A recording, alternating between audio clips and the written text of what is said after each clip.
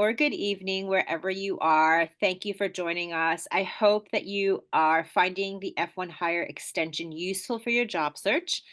And we are happy to be with you here today. Let me share my screen. Where is it? Clicking share. Oh, there we go. Okay. Share. Yep, And there you go. slideshow. Give me a sec, folks.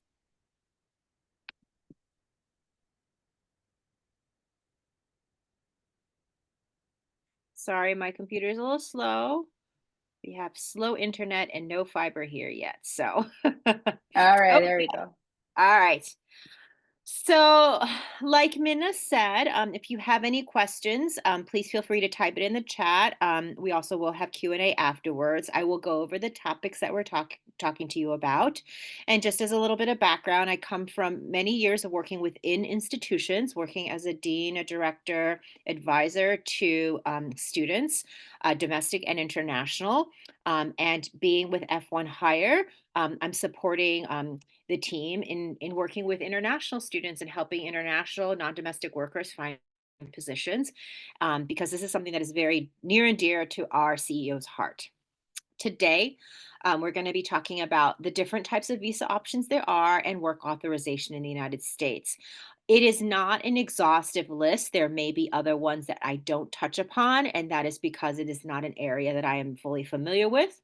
But I also do need to remind you that this is general information. I am not giving you legal advice, but if you have specific legal questions and concerns about your case, I really, really recommend that you consult with a qualified immigration attorney or a legal professional. Okay. So, with that, there we go. These are the topics that we will touch upon today. What is CPT, OPT, OPT extension, what the H-1B visa is. Last week, we actually went deeper into the H-1B visa. So if you missed that, you can watch that recorded. And then we'll talk about what E-Verify is, what PERM is, permanent residency green card, and then a little bit deeply into the H-1B cap-exempt employer and the H-1B dependent employer. We do have a little bit of update as well regarding the lottery based on something we've just recently come across. Okay.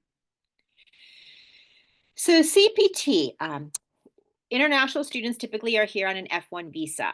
And one of the things that we have come to recognize is that as part of the college experience, actual hands-on practical training is important in addition to what you sit and learn in the classroom.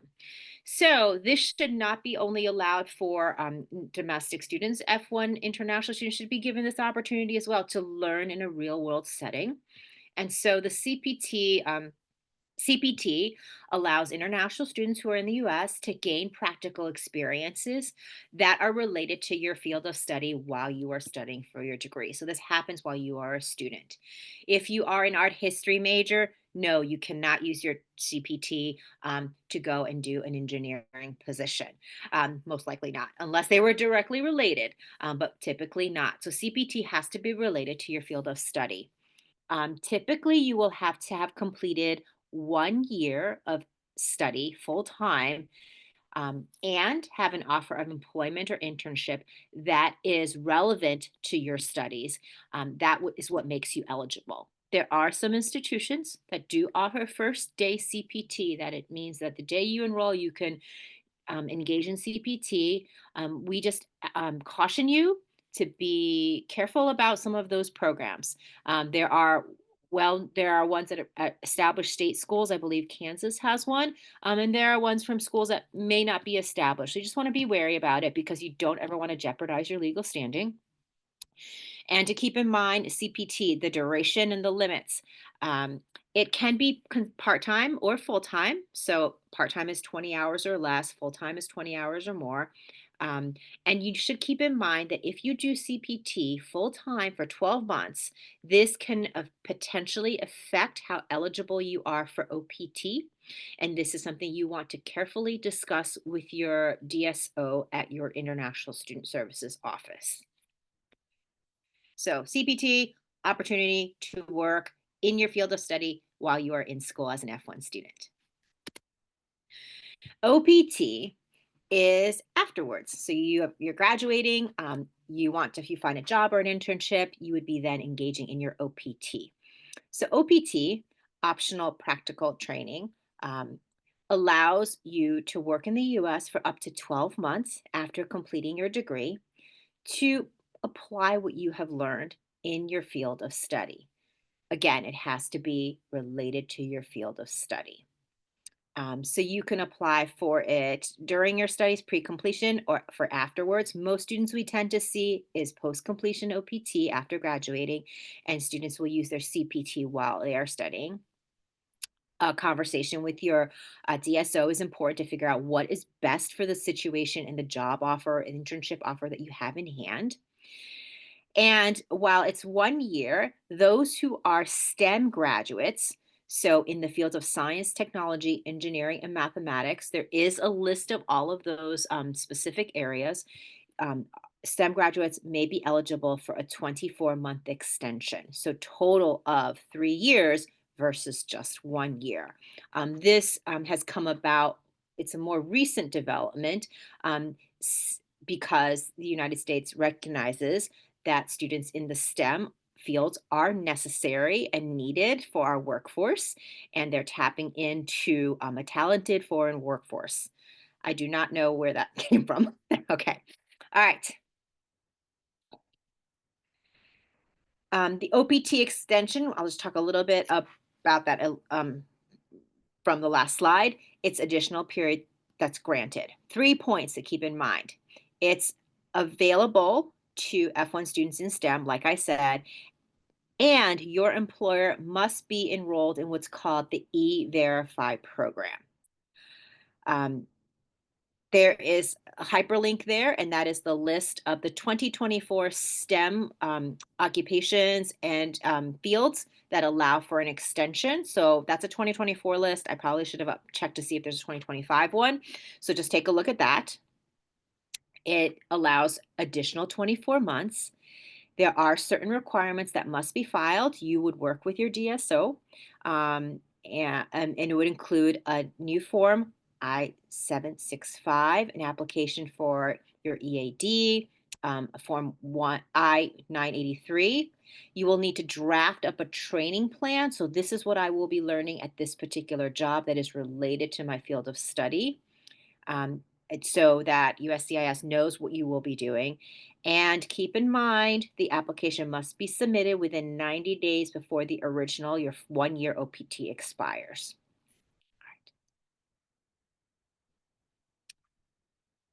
The H-1B visa, this is a more brief overview if you missed last week's. It is the non-immigrant visa that allows U.S. employers to hire foreign workers in specialty occupations. So it's not just going to be for any sort of position for a non-domestic worker. It has to be a specialty occupation. It requires specialized knowledge and typically a bachelor's degree or higher. Sometimes work experience can count in lieu of education, but it is very rare. So it's usually education that is a determining factor. In order to even qualify to apply for the H-1B visa, the candidate must have a job offer from a U.S. employer, they must have the relevant degree, and they must meet the requirements for the specialty occupation. The H-1B visa at present is granted for up to 3 years with a possibility of extension to 6 years.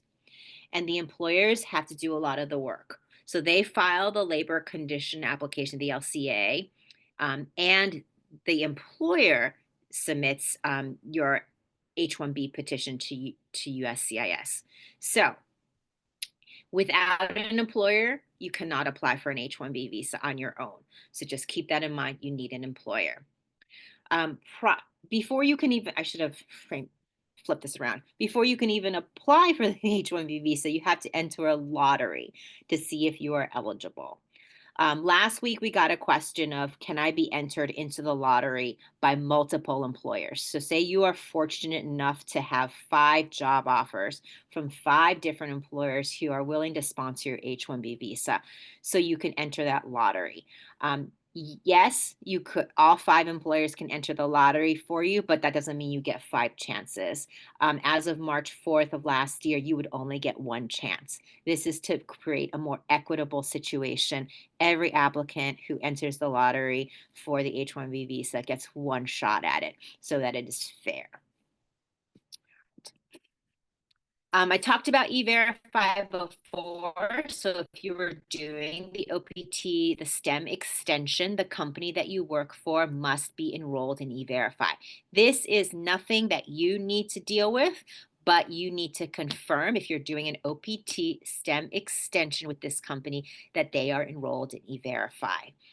E-Verify uses data from Homeland Security and Social Security to make sure that you are who you are, say you are, and to confirm the legal work status of their employees. It's voluntary, so not every single company participates in E-Verify. Some states might require that companies use it. Some federal contracts may mandate participation. For the most part, a regular for-profit company doesn't need to use this. So make sure if you're doing that OPT STEM extension, they are E-Verify. And what they would do is they would take your information from your I-9 form. So a picture ID, something that verifies your employment status, and then it would run it through the system, the E-Verify system, to verify you're eligible to work in the US. Okay, so just keep this in mind if you are looking for that STEM extension. PERM. This is oftentimes for international workers, this is the end goal. It's permanent residency. It is getting that green card that will allow an international, non-domestic worker to live and work permanently in the United States. It is the path to residency and becoming a citizen of the United States. A green card holder is not a US citizen yet, but they have the same rights as a US citizen, such as the ability to work without restrictions. They can travel outside the US when they want, but then they must also adhere to US laws. They must file and pay their taxes and renew their green card every 10 years. With a green card, you can then apply for US citizenship after meeting a certain specific set of requirements. You typically have to hold your green card for a minimum period of time, maybe a little less if you are married to a US citizen, and to demonstrate good moral character. So you are not going to be a felon. Limitations. There are some limitations. So if you have a green card, you may not be able to you cannot vote in federal elections or hold certain public offices. You can when you become a citizen. And also a green card status can be revoked if the holder violates certain laws or conditions. We cannot, once you become a US citizen, we don't revoke that. All right, let's see. So I talked about it before. Every year, there is a lottery to be eligible to apply for the H-1B visa. But there are certain employers, so institutions of higher education, so your universities, affiliated nonprofit entities, nonprofit research organizations, and government research organizations that are eligible for the H-1B cap exemption. So each year, there's only a certain period of time that employers can file H-1B petitions and are not subject to the annual cap. So every year, the U.S. only issues they cap the H-1B visas at 85,000. Cap-exempt employers are not held to this. So this means that if you were to be offered a position, say by NYU, which would likely be an H-1B cap-exempt employer, you have a better shot of getting your H-1B visa. You can work with an H-1B beneficiary can work for cap-exempt and cap subject employers at the same time. So if you have two different jobs, as long as you meet the status and requirements of each particular employer, working for a cap exempt employer allows you to bypass the lottery process so that you have a significantly better chance of getting that H-1B visa approved. Most employers are H-1B dependent employers. It's a company or organization that employs a significant portion of the H-1B workers. H-1B dependent employer is one that has a certain percentage of its workforce on H-1B visas. So, for example, if a company has 25 or fewer full-time employees and more than 7 are on H-1B visa, they are H-1B dependent. So they depend on H-1B workers. And then there's the larger number down there. The H-1B dependent employer often is skilled in applying for the H-1B visas. They often will have their own immigration attorneys on staff because they have to rely on this as their workforce. But then they are also expected to meet additional requirements when filing their H-1B petitions. They need to be able to attest to and state that we are not planning to displace U.S. workers. And we have definitely attempted to fill our specialty jobs with US workers. This is just put in place so that US workers are protected, just as there are laws that are in place to protect foreign workers related to their pay rates. And that is called the prevailing wage, which was covered in last week's, 2 weeks ago seminar. That's basically all that I have. I know that I went pretty quickly today. There wasn't a whole lot of additional information. The 2025 H-1B cap has been reached. This year, if you are looking to enter into the lottery for 2026, the lottery typically opens in March. And it's open for about 2 to 3 weeks in March. Last year, it was March 6th that it opened and closed on March 22nd. So just keep that in mind. So you're looking to secure a position with an employer around March if you're looking to enter that lottery with this particular employer. All right, so with that, I will stop the share and we can look at questions. Minna, did you have anything you wanted to add before we went into questions? No, let's see the questions. Okay, let's go. Okay. There will be the recording will be shared with all of you afterwards. Mm-hmm. Is OPT candidate apply for internship opportunity? Yes, if you're on OPT, you can apply for a job or for an internship. The ideal thing is with someone who is familiar with helping you sort of do the paperwork. So, but doing the OPT paperwork is very simple compared to doing that H-1B. So keep that in mind. Let me see. Okay, since the question is, since the new administration, has there been anything like an I-140 visa introduced? I am not familiar with that. I have not been fully following the new administration because it's been a little bit confusing right now. So I can't answer that question. Minna, do you know anything or no? Not No. at this point. Okay, so we don't know. Sorry. Let's see. After graduation, there's a 60-day window for picking the start day. What is your suggestion regarding the start day? If I choose the last optional day and find a company earlier, how flexible are employers in bridging the gap? Minna, do you know the answer to this question or? Yeah, that's a good question. So usually we suggest students to select as late as possible because you may need a long time to find a job, to find an employer that is willing to offer a position for you. And for some companies, it really depends the companies like you have to negotiate with them.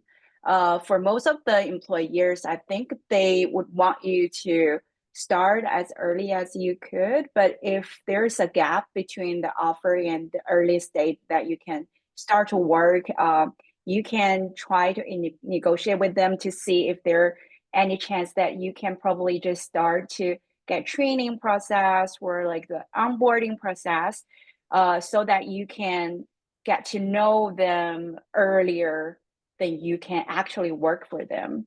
I think there's a room to discuss with them, to negotiate with them. And usually we would suggest you to select the late as possible to start your OPT. Yeah, you're basically hedging your bets. You're starting Yeah, as late as possible so you don't use up that start right. date. Yeah. So you have more time to work. But if you are one of those folks who are fortunate enough to get a job sooner rather than later, um, if a company has hired you, they probably really liked you in their pool of candidates. There are many, many people applying for jobs. So Mm-hmm. they are likely to be flexible with you. So have that Yeah, conversation with them, be courteous and respectful of their needs, and work with them. right. Yeah. Is it possible that a company is not listed on E-Verify and still sponsors work visas? Oh, that's a great question. I put Yes, yes. yes, Yes. yeah, yeah. They don't have to be e-verified when they sponsor you H-1B visa. But if you want to extend your OPT, then that they have to be e-verified. And I need to look into why that fully actually is because E-Verify, we are registered with E-Verify, and it's a very Mm, simple process, and it makes my life easier knowing that the government has checked the documents right. versus me looking at something. Okay. I am working in the US on OPT at a company. After working for 4 months, I had to return to my home country. I would like to apply for the same position again. If I receive an offer, what are my chances of renewing my F1 visa, my OPT? Your F1 visa is related to your student status.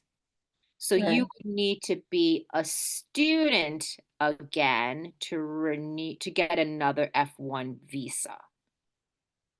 So I'm not really sure of this question. Minna, do you have a different interpretation of Hmm. this question? Do you mean if you can continue your OPT after leaving? Maybe I that's don't think you could continue. if you. You've used 4 months of the OPT. You've left and returned home. You can't renew your F1 visa because you're not a student anymore. That's the thing. No. So your Yeah, OPT, if you just gave up your OPT, from my understanding, that would okay. be the But case.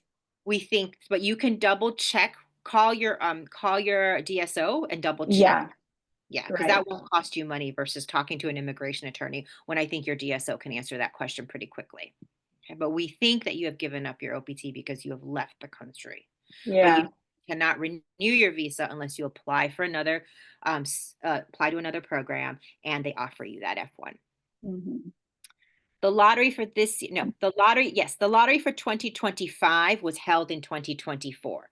The lottery for 2026 is held in 2025 because then you'll find out if you qualify for the lottery by like for the H-1B visa application process for 2026, which means then around early April you'll be notified, yes, you got into the lottery, start preparing your application. Okay. When can an employer apply for H-1B cap exempt option? It's not an option. It is if your employer is one of those types of institutions that I talked about before, they are exempt. So it's not an option, it's a function of the organization. So like universities are automatically nonprofit H-1B exempts. Mhm. How can I know if a company is e-verified? So you can definitely use the F1 hire extension, um, Yeah. called through data, to tell you if a company is e-verified.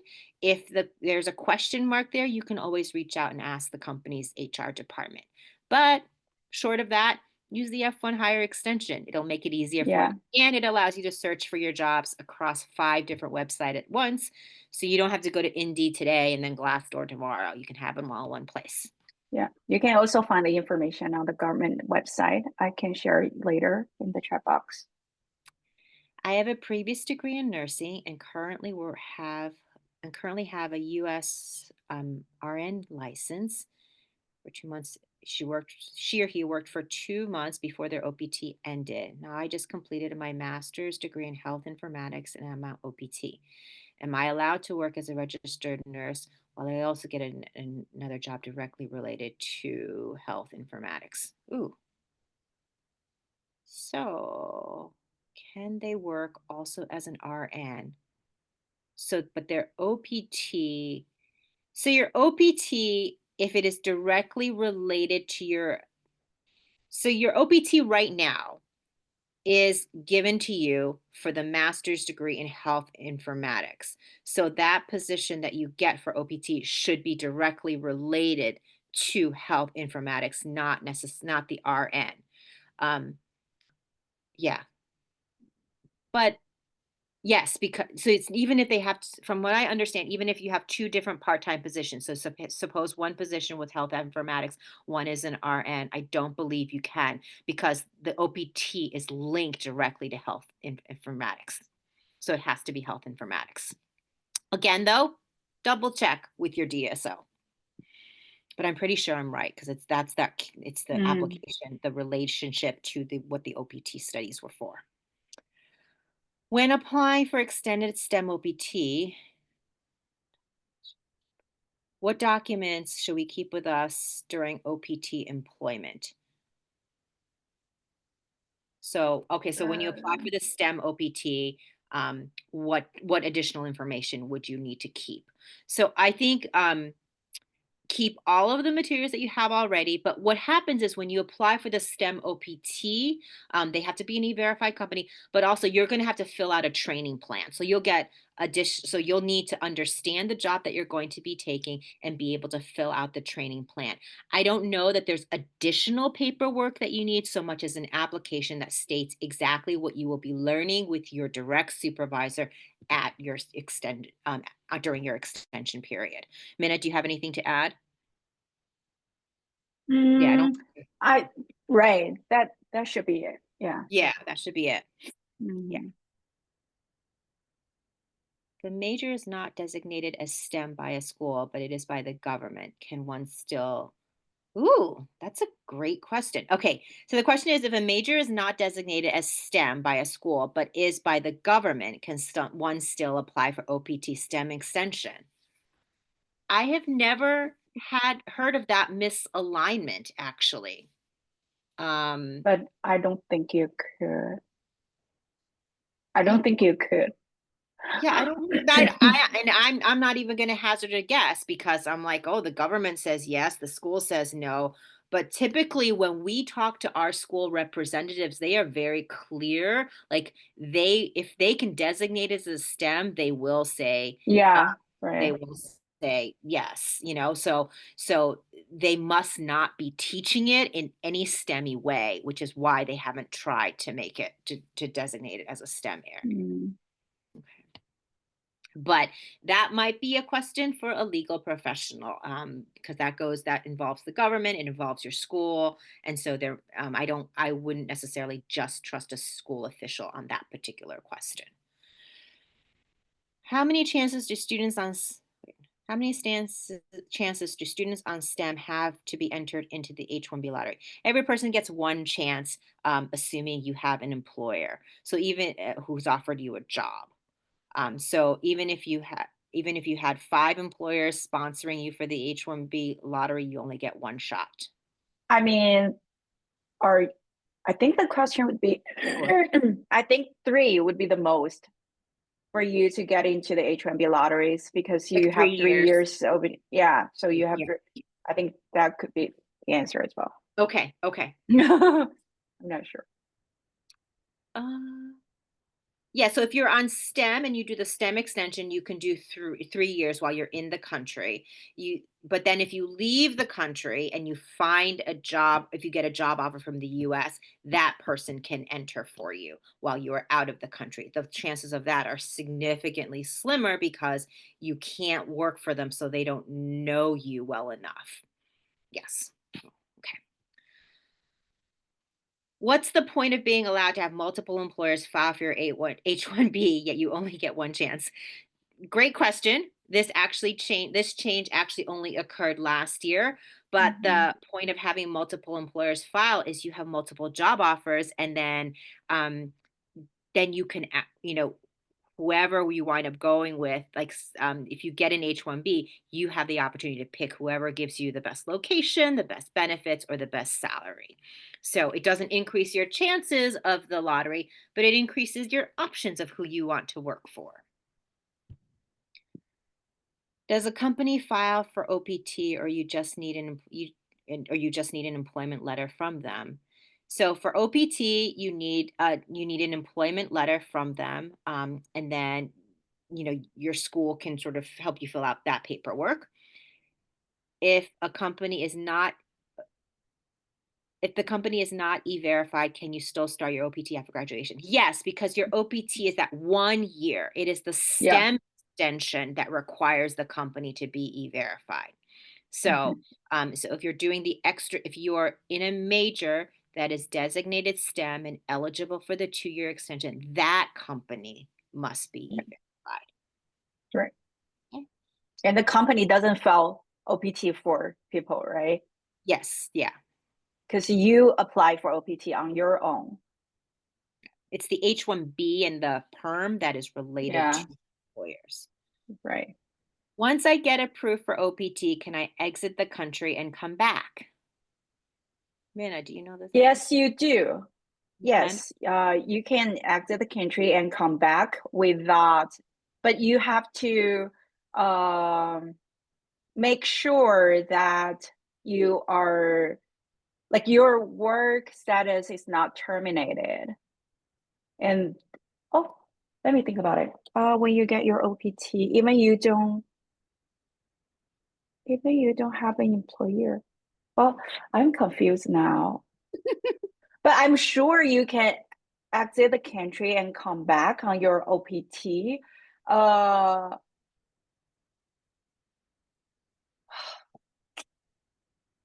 We I may don't not have know an answer for actually. you. Right. Sorry. Yeah. I got lost a little. Call your On DSO. your right. You have Your to. DSO a call.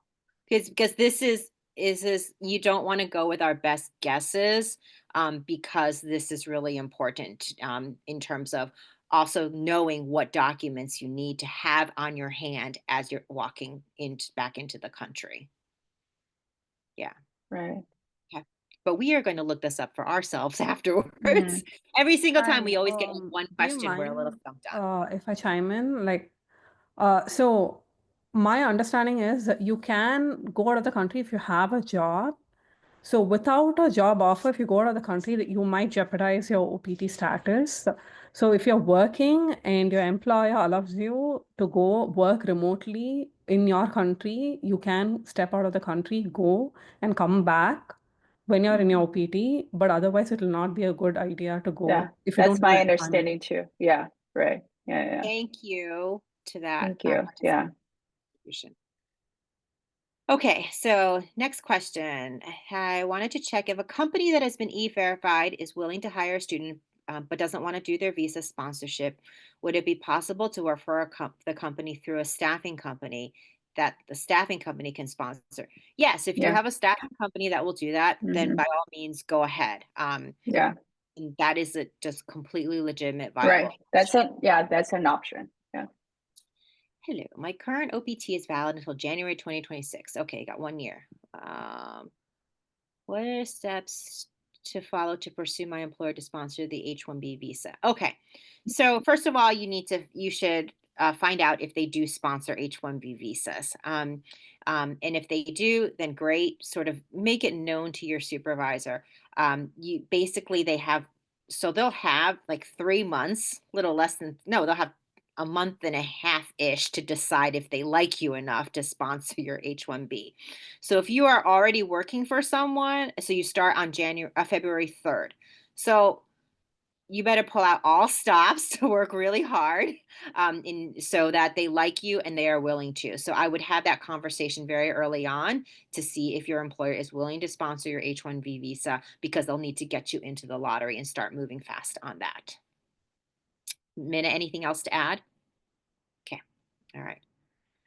I am an H-1B seeker in accountant finance in the nonprofit area. Is it possible to find a sponsor?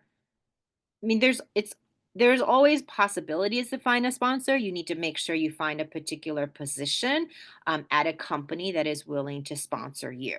So again, like I said before, we encourage you to use the F1 Hire extension because it will show you companies and employers who employ finance accountants who have a history of sponsoring work visas. So definitely look for that. You would be searching then by the category of your position, if you want a specific location that you want to be in, and then also searching for sponsorship, employers with a history of sponsorship.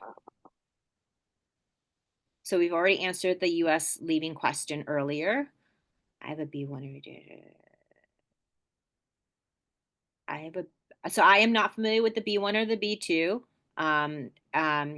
And can you come here and apply for a student visa?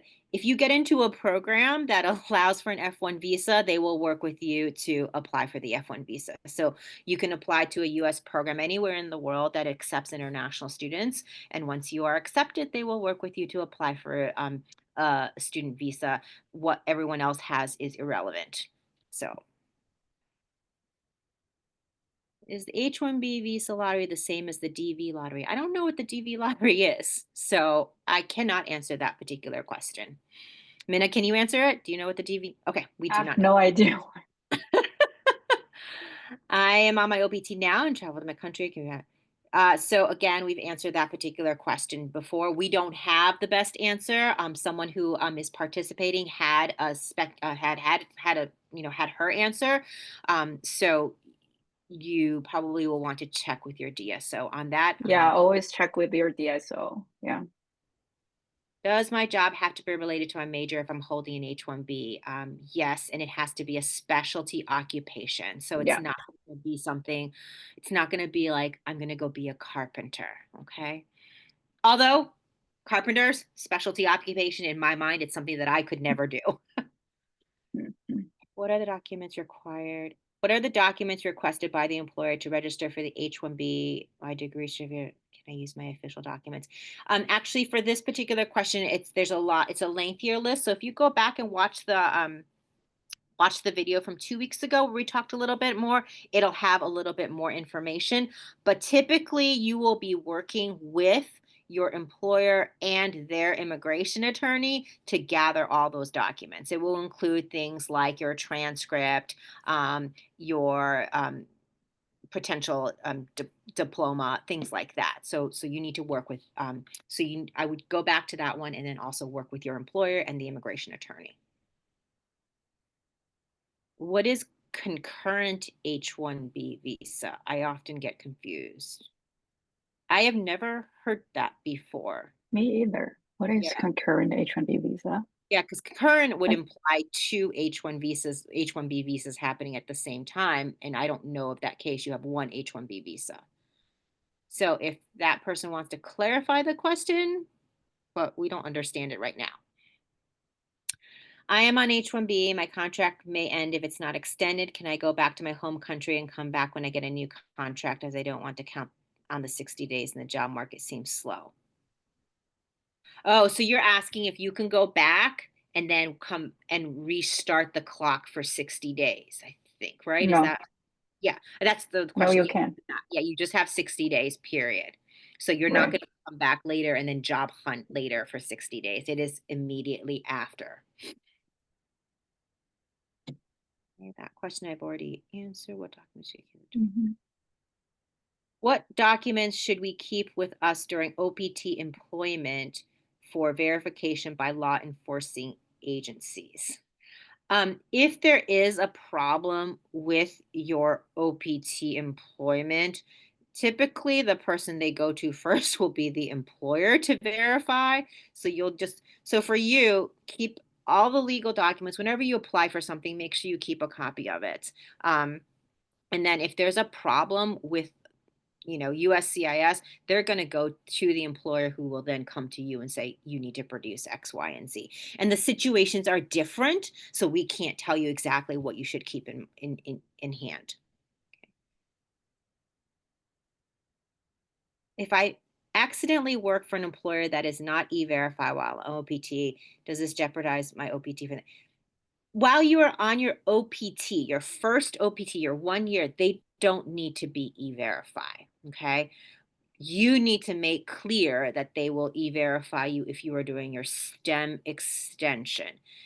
It is your responsibility to check that. So I cannot speak to whether or not it will jeopardize your future chances. So all I'm going to emphasize now is if you're doing the STEM extension, check to make sure they are E-Verified. Okay. And they will need to gather information from you for that. And they'll tell you that they have to E-Verify you.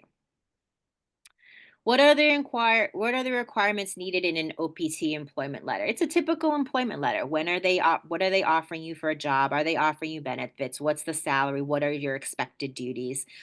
It's basically any sort of, the letters will differ because some have short contracts, some have longer contracts, but it states that they are hiring you and starting on this date.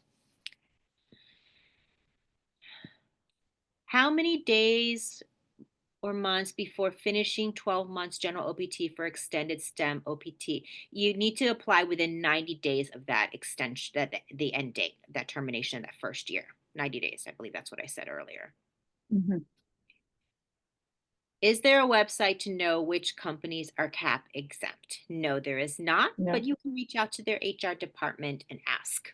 Very Yeah. simple phone call.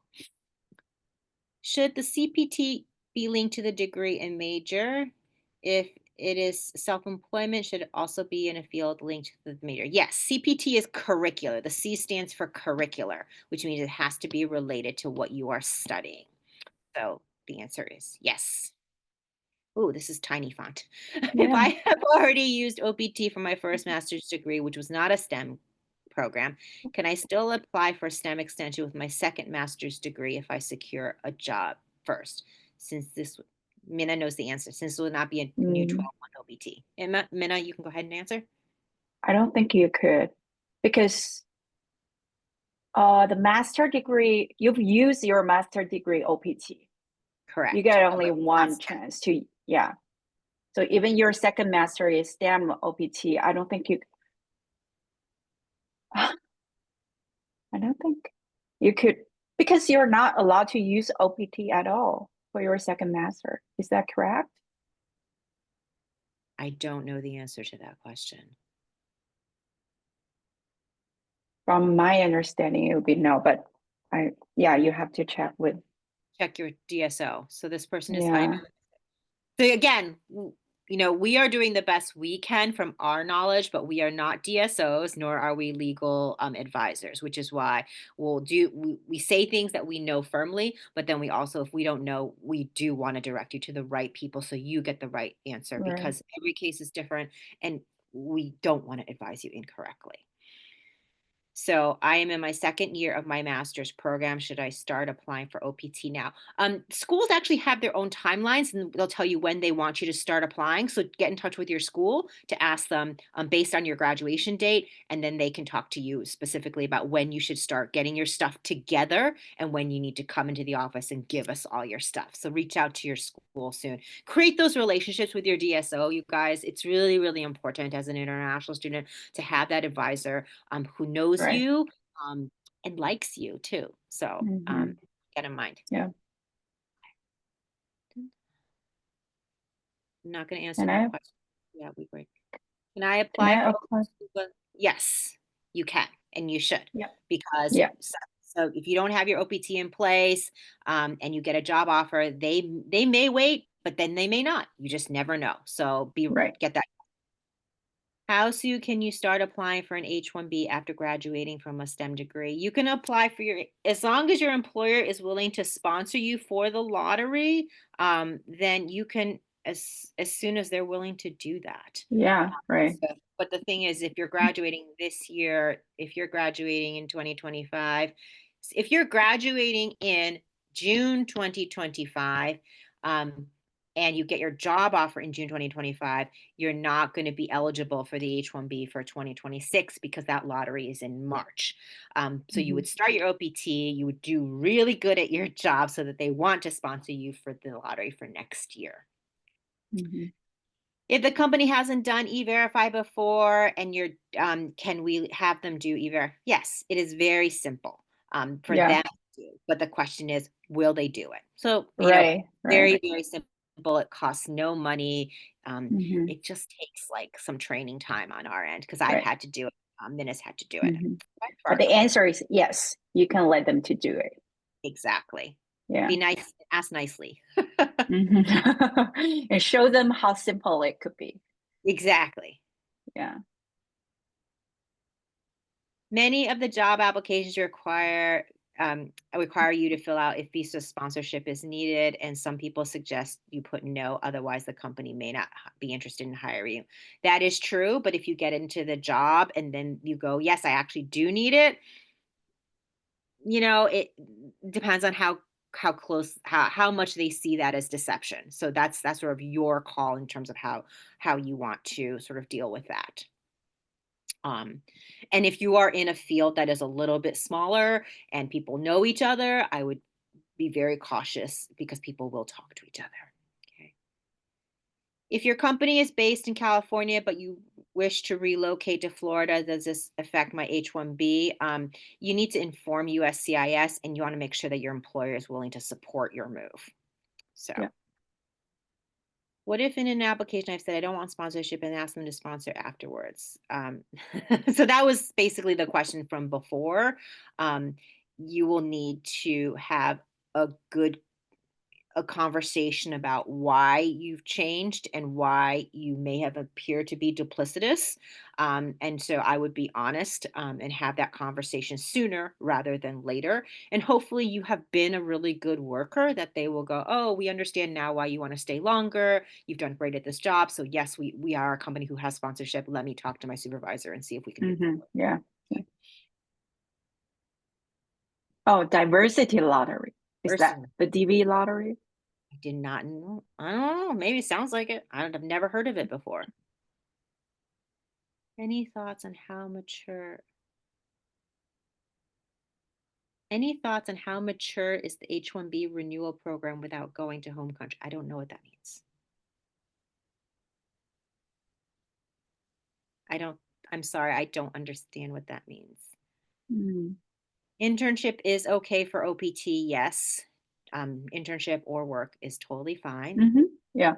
How many times can we change companies for a CPT? As long as you have CPT time coming to you, you can change your companies. It involves paperwork with the school. The one thing I will caution you on, not on a legal issue, but on a professional level, if you have worked 10 jobs on CPT, people are going to wonder why you keep hopping jobs. And the default is they're not doing well, or they can't function. So just be aware of that. Longevity does speak to some has importance. But that's not a legal issue. That's more of a just a what your resume may wind up looking like. Hmm. I'm starting my new job this February, currently on OPT, and my company doesn't currently participate in E-Verify. And my degree is STEM eligible. When should I bring up to them so they can sign up for and do the STEM extension process? My OPT ends this June, and I need so your OPT ends this June. So prior to that would be 90 days that you would have to start applying for your STEM extension. So you would need to talk to them sooner rather than later to get started in the E-Verify process. For them to register for E-Verify, it only takes a few hours. And then if they're approved, they have to do a training, which they do online, could be done in one Hmm. day. So it's Yeah. not that big deal, honestly, but sooner rather than later, only because everyone else has other priorities at work. Mm. Um, you may also need more time to convince them. So again, Yeah, exactly. nicely Yeah. asking, definitely asking is important. And because you would need to be vetted through E-Verify and to get your extension, you need that 90 days sooner rather than later because we're at the end of January now. Yeah, right. Great question. Any cons of unpaid internships after graduation? I don't. The cons of First, unpaid. I don't really know the end of that question, so I'm just going to answer the part of the question. Um, Unpaid internships, the major con is you're not getting paid. And that kind of stinks. However, if you have no other options, this is the opportunity to get work experience. So, however, there are some cautionaries when taking an unpaid internships. Last year, we did a seminar on this, I believe, or did I blog on it, or did I do a seminar on it? I've done so much. yeah, yeah, Um, yeah, we did. Okay, so go back and look for that particular webinar so you can just be aware of things that you should be concerned about in terms of what you need to ask for and to protect yourself and your rights. Okay, but again, the con is you're not getting paid. The pro is if you can't find anything else, this is your chance to put a work experience and internship onto your resume. And also it could save you from the grace period because even unpaid internship is still a job offer. And you Hmm. can use that and give it to your school, shows that you have an internship offer and it won't count the grace period for you. Okay, Yeah. very good. I knew that in the back of my head, but it didn't. Now it's in front of my head. Mm, yeah. What papers does the company, so to sponsor your CPT, what does the company need to give? So they will need to give you an offer letter, and then basically you take the offer letter to your DSO, and that's it. Then they, Mm. then your school will sign off on it, and then you give it back to the employer, and then you can start your work. Can a company who's not here become your? Yes.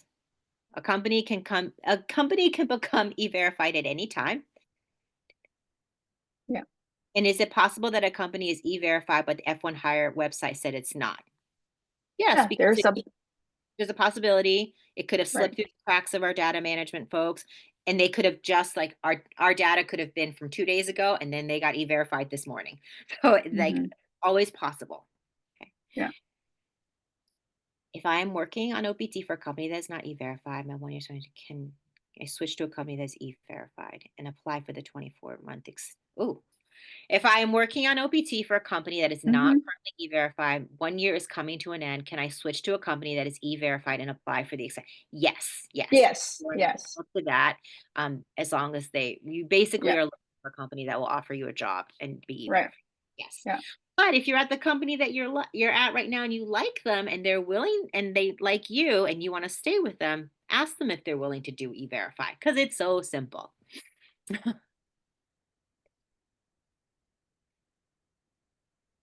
Some of the limitations of the H-4 visa, I encourage you to read the blog post on F1 Hire on the F1 Hire website. We do talk a little bit about the H-4 visa. If you don't get selected for the lottery, what is the next step? Great question.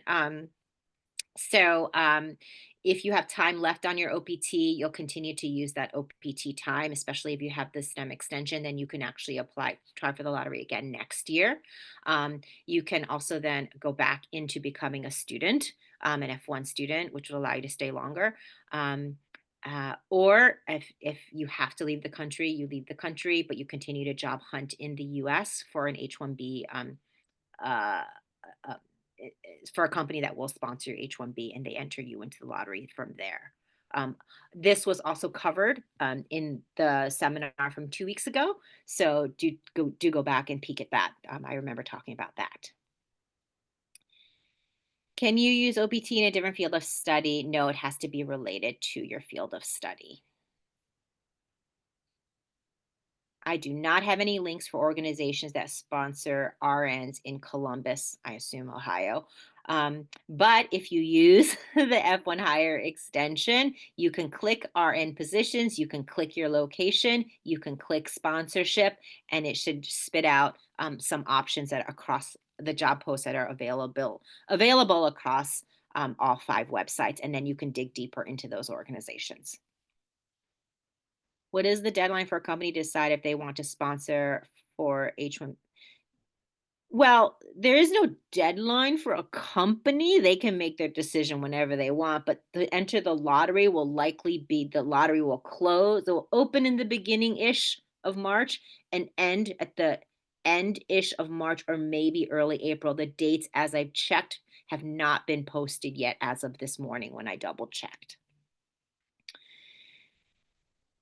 Are you ever allowed to do periods of remote work overseas while on OPT from a US company if the company approves this? Minna, you're I nodding, so you think I so? think yes.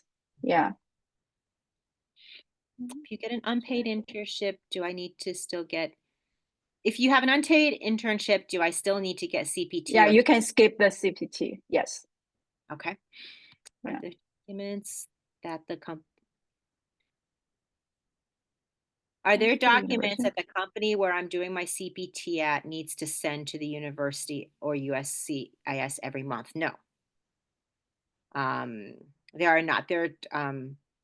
No. For OPT STEM extension, there is an end of the there are evaluations that typically need to, but I don't believe for CPT there are. If it's a nonprofit company, can they enroll in? Yes, any company can enroll in E-Verify. Right. Mhm. Yes. Okay. I feel like we need to do a full session on what E-Verify actually is. A lot of Yeah. questions about it. And then you can Yeah. invite your employers who are not E-Verified to join us as well. Okay, so that Yeah. looks like the end of the questions. Minna, did you All want to right, add? guys. Nope, nope, nope. Let's wrap it up. Yeah. Yep. Wow, it's almost an hour. And We there are a answered so many lot of questions. There were a Yeah. lot of questions related to the H-1B, so I encourage you to Mhm. go back and, if you haven't, watch that seminar from 2 weeks ago, because a lot of Yeah. your questions were addressed more detail over there. Remember, we Mhm. are not immigration professionals. We are doing our best to help as much as we Yeah. can. And also Mhm. keep in mind with the new administration, any of the things we've said today could change within the next 5 minutes. So make sure you are talking to your DSOs. If you are applying for the H-1B, make sure you talk to immigration professionals, okay? We Yeah. wish you the Yeah. best of luck. We do Yeah. this because we really want to support you, and we hope that things go well for all of you guys. See you Mhm. soon. All right. Yeah. Thank you, guys. Thank Bye, you. everyone. Bye. Thank you, Dr. Drew. Bye.